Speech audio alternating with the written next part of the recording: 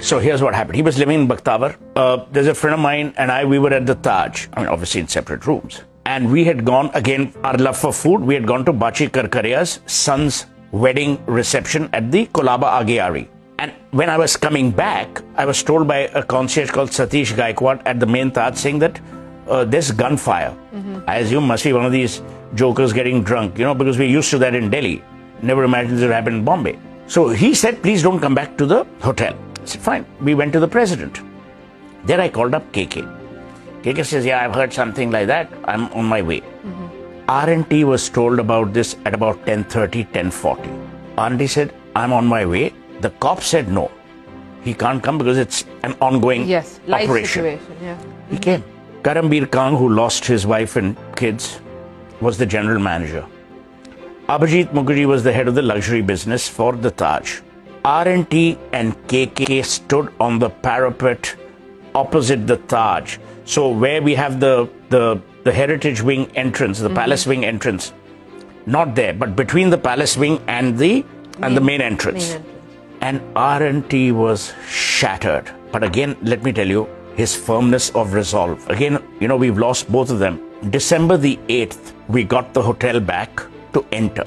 And you had to enter from the rear, you know, where, like on the road behind where Ali Ju and all is. So when it was KK, R&T, and there was smell of flesh. But when we went to the heritage wing and you went to the staircase, right on top where Jamshedji's bust is, there was not one bullet on it.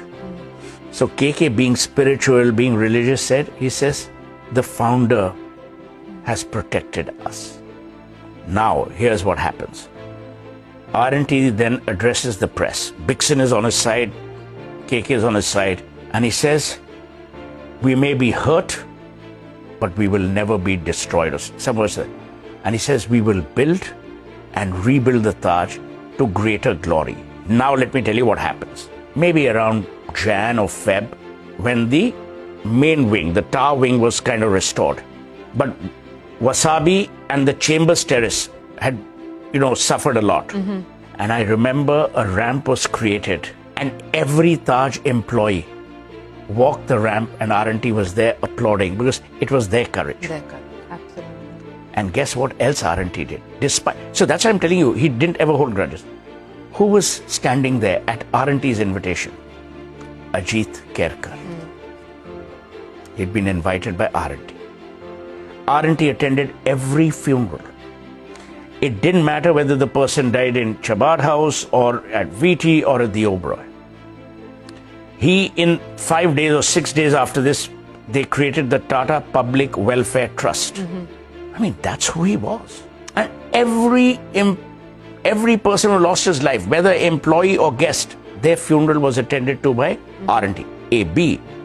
Every person who was injured, their treatment, again by R&T. And now let me tell you which no one knows. On that evening at Sea Lounge, the Unilever board was meeting. They escaped on a fire stairway from Sea Lounge. Paul Polman came back in March of the next year, and the Unilever board served the Taj employees by the poolside to thank them for saving their lives. And that's the spirit that R&T inculcated in people. You know, very few people die at their job or die for their job.